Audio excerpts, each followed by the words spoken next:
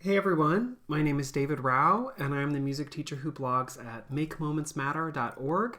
You can also find all my ideas on Facebook, on Instagram, Twitter, Pinterest, TikTok, and a variety of other places when you search for my name, David Rao, or Make Moments Matter.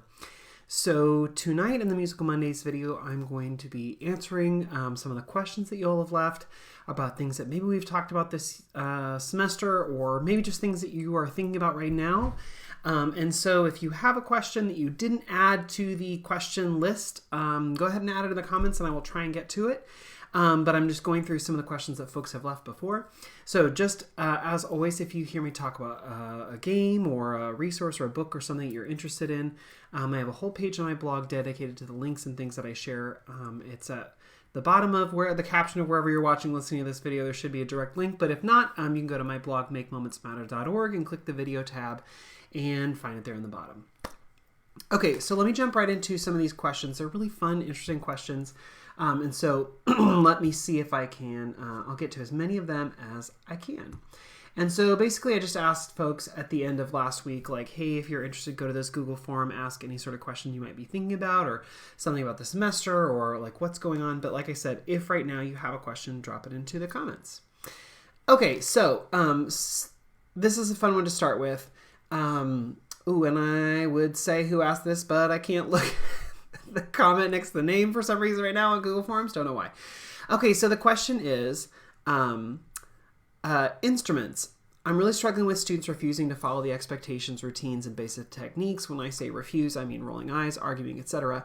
I demonstrate, I use visuals, and remind students of how to be most successful, but I notice they just don't seem to care or be extremely stubborn, playing with one hand, playing in the end of the bar, hands drop below the bars, sitting with questionable posture, not sure how to describe, etc. One day I did a demonstration of playing my guitar incorrectly and we discussed why it mattered. I make connections to sports and why technique matters. My question is, should I just let it go or should I continue to try and help the students understand and improve? How would you handle that? That is a really interesting question. And it comes down, the answer is, I don't know. And the answer is, it depends on your priorities and it depends on what you want for your students. So, I guess, from what you've described, it sounds like you have explained the correct technique. You have gone through all of that. You have told them why. You have explained, and there are still kids who are not following directions or not doing good procedure. And so it kind of comes to a point where, like, is this a hill you want to die on? Like, is this something that is so foundational and fundamentally important to you in your classroom that you will go to the mat for it? And I think there are things like that. I think that there are things that we have to really fight for and push for. If I'm thinking about like something from elementary school, from like the classroom teacher's perspective, if a student is, as they're learning handwriting, or as they're learning, the sounds of letters or how things go together, all of those are foundational that will be built on for the rest of their life. Those are things that you really, really, really want to push, like a system or a process or something to help them, because it is so foundational. And so I think that that's something that, like, from the classroom is something that I think of, like, especially handwriting, because I see a lot of kids with, like, wonky handwriting. And I know that that's a push at our school in the last couple of years. Handwriting, why is it important? How do you do it? And so that's something I think about. When I think about the music classroom, there are only a handful of things that I would really and truly fight and fight and fight for. I think one of those things would be how we work together as a group, how you interact with other kids, how you interact with other people, especially as it pertains to like folk dance. That comes up a lot in folk dance, or small groups. I think that that's maybe the one biggest thing that I think that I would go to the mat for would be to ensure that kids are always treating each other with respect and participating as much as possible. The tricky thing about music teaching, and I say this to people when I talk especially about improvisation, the tricky thing about music teaching is you have to push the content Yes. And you have to have structure. Yes. But because it's a music classroom and you're asking kids to improvise or create or work, and you're asking them to be creative, they can't do that in an environment where they don't feel safe or where they don't feel able to put that foot forward. So when you push a kid on anything, that strains your relationship with them a little bit. If they're in the wrong, or if it's like I think it matters. Like for younger kids, for K1 and 2, you can push back a little bit more. You can have more guiding, redirections and things like that, and it doesn't hurt your relationship. But I think with older kids especially, the more you push them, the more you single them out, the more you do things that are specific to them, it sort of causes fissures in your relationship. And if you want them to be creative, if you want them to be improvisers, if you want them to feel comfortable, it takes sort of more subtle response. So I happen to have a Sonar Smart Series instrument here with me today. So if students came and they were not showing good technique, I think that my response first would be to, yes, continue to give good feedback about how to play correctly or how to have good technique. I would definitely keep pushing that, but I would do more of in a general everybody and less of a specific you, the one kid, you're the one doing it, I'm going to keep hounding you and hassling you. And I would just do it for like everybody. So if a kid is holding their sticks down and their stick is hitting the bar, I might stop and be like, okay, watch this. Let's listen to two different things. Ooh, great. Listen to this one. Now the second one makes interesting sounds. That's true. It does make an interesting sound. And if we wanted to have that sound, that's one thing. But if you accidentally are making that sound, that's probably not something that you want. If it's only an accident, I mean, we learn from accidents. A lot of composers have learned really cool things about different sounds they can make. But if we're not trying to get that sound, we don't want to have that sound. So you want to make sure that your elbows are up, because you want only the mallet part or the ball part of the mallet to be the part that hits the instrument. I mean, that's the sound you want. You don't, because it also sort of maybe sounds like you accidentally hit the wrong thing. And I want you to all sound very accomplished and like you know exactly how to play. So got to be really careful that if you do hear that sort of a clicking sound, just raise your elbows a little bit. And we want to make, because we don't want to have that sound. So let's try and avoid that. So it'd be a more general thing. If they keep doing that, I would maybe say, like, I would just have simple reminders. Oh, remember, raise those elbows. Or I might even say, like, oh, you know what? I found some people are doing this really, really super well. Let's pair off. And if you, with the person next to you, check and play for each other, and let's see how it sounds. And if they have the thing where their elbows come down, give them a little lift and help them remember. So instead, it's not me being the one doing the redirecting. It's a whole group redirection, or if it's small groups, or kid reminding kid. And that can be really, really beneficial when one kid helps another kid remember how to do it. Because it feels less stressful coming from another kid to get that redirection. Okay, another thing you said, playing with one hand. I just make this so silly. Oh my gosh, you did that so great with one hand. I know you can, but just as a challenge, can you do it with the other hand? Or whatever they're supposed to play, right? That's the one that we were just doing in my 5th grade. So maybe go, ooh, can you do it with the other hand? Can you do it with both hands? And again, I make it less of a redirection, more of a game. Okay, you can do it with one hand, but just for my sake, can you do it with two? Just try it. And again, if not, have a student leader go by and be like, ooh, remember, 2 hands. Or just generally reinforce and not stress. Let's see, another thing you said, questionable posture. All kids have questionable posture, I feel like, these days. Playing on the end of the bar. Okay, you could talk about how sometimes if you're playing on the end of the bar will pop off, and you really don't want that to happen when you're in the middle of a song. And so how can you could, again, I think it sounds like you're giving all of these, redirections and you're helping kids remember. It would just be, I think, the way that you do it. Consistency always, the more you do it is better. having a kid do the redirection rather than you, redirecting a whole group of students and not just one student. I think those are all things that would be helpful. But again, it just depends on the kid. And if they flat out refuse, what then? What's your response? Is your response to be like, no, you don't get to play unless you play it the way I want? I don't know. I think that's a big gonna shut everything down. So I think it's just gentle reminders over time. If they end up not playing correctly and they go on to secondary music where they play a pitch percussion instrument, let that teacher deal with it. Be like, oh man, this elementary teacher doesn't know how to teach technique. Whatever, you do. But if they go on and it becomes an issue, whatever. If it is only an issue in your class, it's not that huge of an issue. They'll either self-correct or they won't, and they're still playing, right? Like, I don't know. I think it depends on how, it really becomes how far do you want to go? Is that the hill you want to die on? Is that something you really want to push the relationship over? It all depends. So the answer is, I don't know. The answer is try a lot of different things and, push a little bit, see what happens, use some of those techniques, see what happens. And then it's just over time. It just takes time. And it sounds like you're doing all the things anyway. This is just me encouraging you, saying like, keep at it. Because the more that you can encourage those kids and keep them playing, the better it's going to be. It just takes time.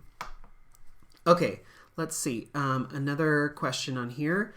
Someone said, assessment is a big focus right now for my district and region. I am now being required to provide pre-test, post-test, and other assessments throughout the year. Additionally, I will not be able to administer any assessments for my subject so as not to skew the data. My district is looking at music first. However, I have never heard of it. Any tips on it for assessment or resources to use for assessing? I feel like my answer to this is going to make me sound like a bad teacher. But my answer is, I would do what my district requires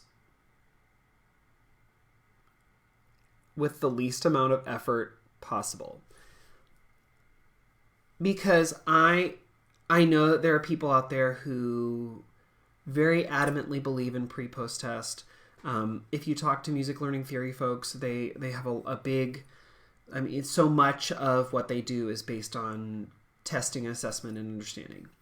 But I think and I'm generalizing here, in the world of general music, we have less of an emphasis on assessment and more of an emphasis on experience.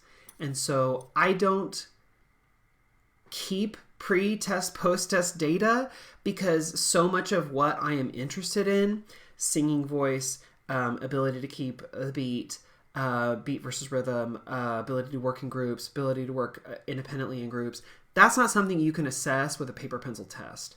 Like, yeah, a kid may be able to identify a treble clef at sight. Cool. But that's not going to show me whether they're actually good musicians, right? Like, anybody can identify a cymbal. Or maybe you can, match the F with forte and P with piano and MF with mezzo forte or whatever. Like, great. But that's, again, a small thing. So the thing that I think is the most tricky about this is that a lot of districts are like, well, we want hard data and we want it to be, you can't do the assessing. Well, okay, then that basically means that you're not going to get true data because nobody else in your building has the assessment skills that you do for your subject matter. And so much of that assessment happens informally, or it happens on the fly, or it happens orally, like it's not a written assessment. None of the skills that my kids are learning in elementary music are accessible by paper pencil. None of the, again, vocal technique, beat versus rhythm, ability to play in groups, ability to be independent in groups. You can't assess that with paper. So this makes me sound like a bad teacher, but I would do whatever my district thinks that I need to do. I would do the bare minimum, and then I would, on my own, if I really do care about that data, I would keep my own records. I would say like, okay, listen to this class today. This many kids can sing on pitch. These ones can't. I would mark that down. I would keep it. And that's actually data that is valuable to me. I did a steady beat assessment. I wanted to see how many kids could walk to the steady beat. These kids can. These kids can't. I would keep that data. But that is not what your district is asking for. They're asking for something that can be assessed by someone else on paper, pencil, or on iPads or whatever. And that really just doesn't apply to us. And they're trying to do this cool thing where like district-wide, we get the same thing. It's same for everyone. But that's not really equitable for the arts. It doesn't really apply in the same ways to us. It's like saying like, hey, again, PE, let's do an assessment, paper, pencil assessment. That doesn't matter. PE is like throwing, catching, running, moving, whatever. Like you can have kids sit down and write like jogging, running, whatever, or like talk about like fitness, but like it doesn't really show you where they are. It doesn't show you their hand-eye coordination. It doesn't show you their ability to do things the most. So like, yeah, I would do what my district thinks is important, and then I would not waste my super valuable time stressing about that. Sorry, that sounds like a bad answer. Okay, someone on Instagram asked, what are your thoughts about national board certification? I think it's a lot of work, and I think it is only valuable if it is valuable to you. That's not true. I have heard people say it is the most valuable professional development they have ever done. But I know it is a lot of time, it is a lot of money, it is a lot of stress, and it is not valued in some states. In some states, you get a huge pay bump if you're national board certified. In other states, they don't care. In some states, you get a super big pay bump, or not even super big. I say super big. You get a pay bump if you have a master's degree. Others don't care. So I would say it's great if your school district or your area values it and they think that it's worth the time. I have people who did it because they were required, because what would get them the pay bump. And they said, oh my gosh, this was super valuable PD. I really appreciated it. Now, if I were to do it on my own, if I had to choose, I would probably do it. But it's a lot of money and it's a lot of time and it's a lot of stress. So having not gone through it, I don't personally want to do it right now, just because there is no payoff other than PD, and I have a lot of really great ways to find super valuable PD in ways that help me make connections with either my local music ed community or the greater community, or something else that so national board certification just isn't the route that I personally want to take, just because of how it connects with me and my school and my PD points.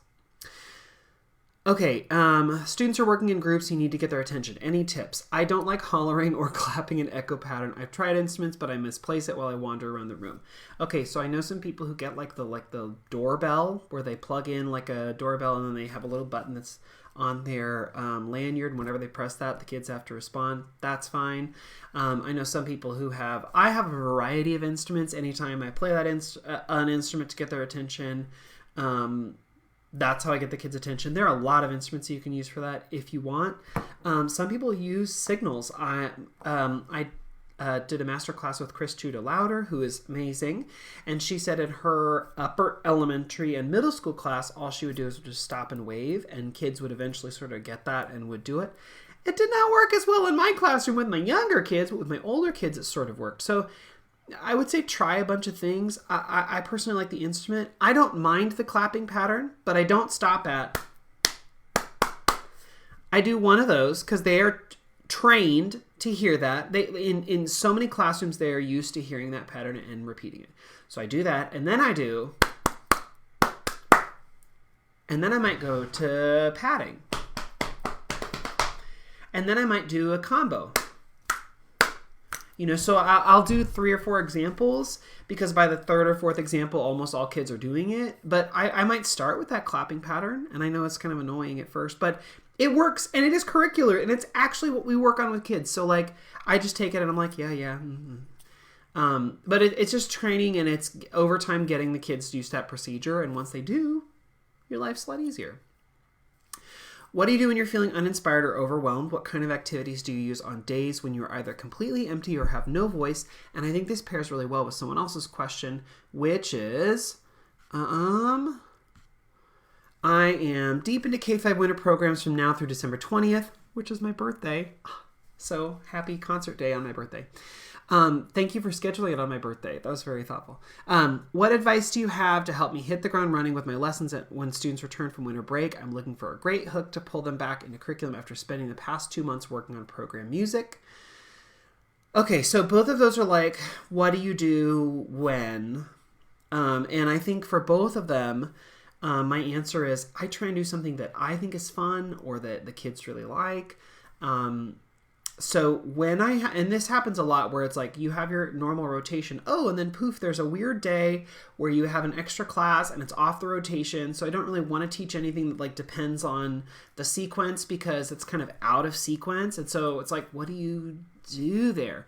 A lot of times I will pull something that we have already done.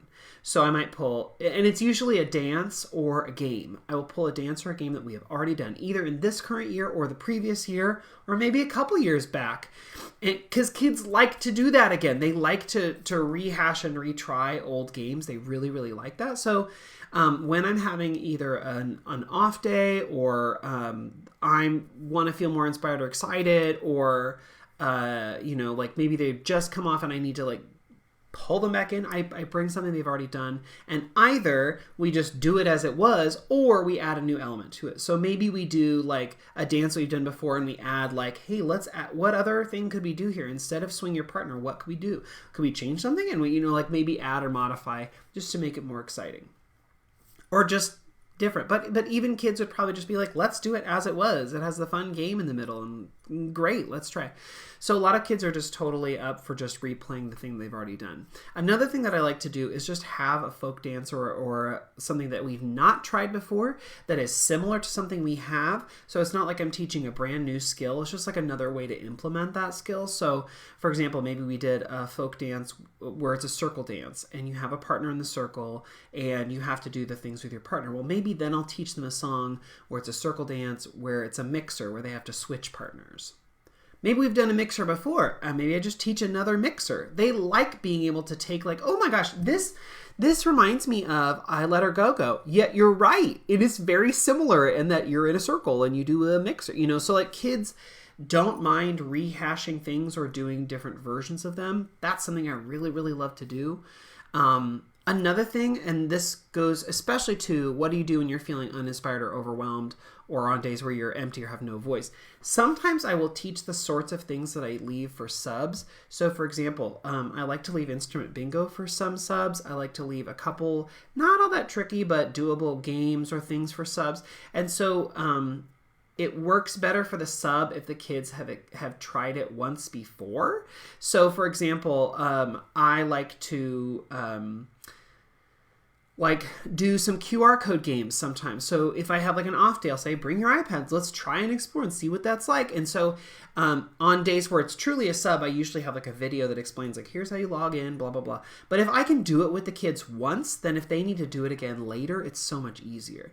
So for example, this next week, I have a couple weird off the rotation days. So one of my grades, we're going to talk about you bringing in your iPads. How do you scan the QR? What do you do? All of that stuff is going to be like Christmas themed, winter themed. But then if I'm like gone in February or March, I can make it Valentine's Day themed or St. Patrick's Day themed, and they can use the same process, but they sort of already know how to do it. So those are things that I like to do, either things that we have done before, things that are similar to things we've done before, so like dances that are similar to dances we've already done, or games that are similar to games we've already done, or bring back like a totally win lesson, like, well, maybe we'll pull out the drums because they loved doing that, or maybe we'll pull out something else because they love doing that, and we'll just try it a new way, or even just sort of rehash. Oh, that book you really love, let's do it again. Oh, we remember that song from the program, let's do it again. I'm getting off. I should finish this and go to the next point. But one thing that I did this last week was I had just finished my 5th grade concert. And in that concert, each homeroom got to do one song from the Orff volume. So like one arrangement from these books, the Music for Children.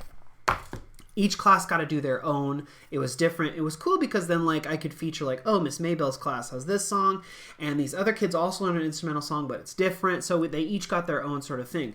Well, the concert was on a Thursday. I had one random day with fifth graders on Friday where I didn't want to start with a completely new rotation on like the last day of the rotation, so I like had to like sort of have a filler day.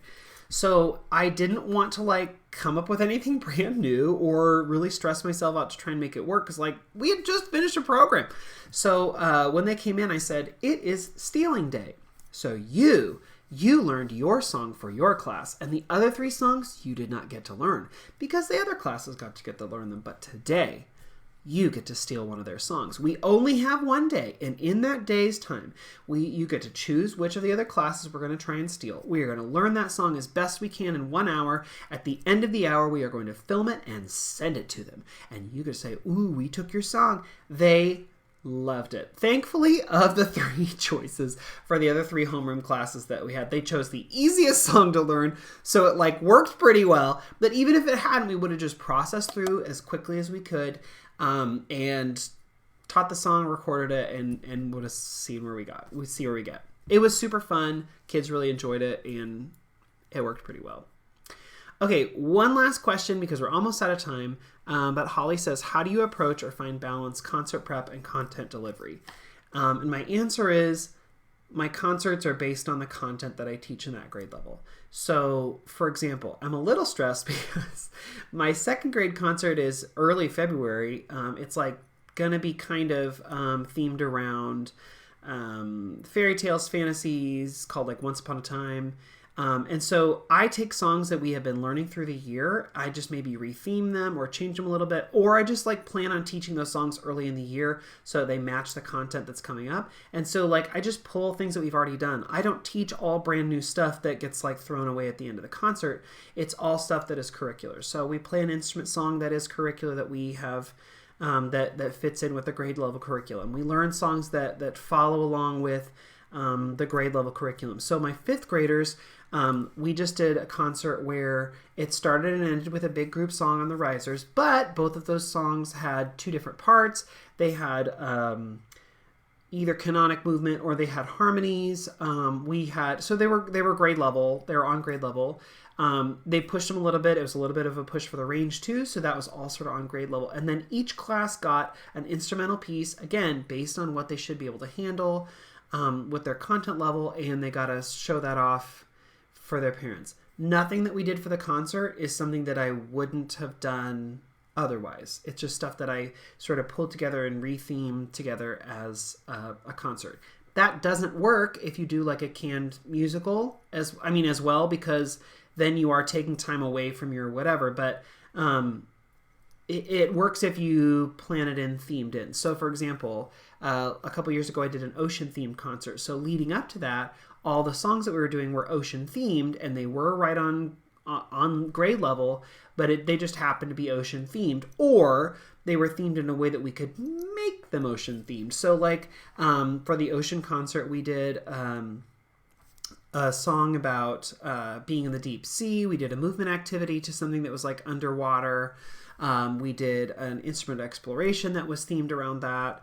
And let's see, we did something where we took the story and instead of it being about XYZ, we made it about the ocean. So we might have changed one element. My 5th graders just did a song, just did a concert about like the local news. And so one of the songs, the original song, it was about a cat. Well, we made it about a lost class pet. So instead of it being about a cat that was lost, it was about a snake or a gerbil or something that's on the loose. So we just changed a couple elements to make things that we were already grade level fit in with the concert theme. Again, it's tricky depending on how you format your concerts, but the more that you can just pull things that you're already going to do in class anyway and already know how to teach and already have the scaffolding for, it's going to be easier to put those concerts together. It's going to be more gratifying for kids, and you're going to be able to infuse it a little more simply. So a lot of the things that I am going to perform in the spring, I've already started teaching in the fall because it's that grade level content. And so maybe I'll change a couple things along the way, but mostly it's the same stuff that we've already sort of learned.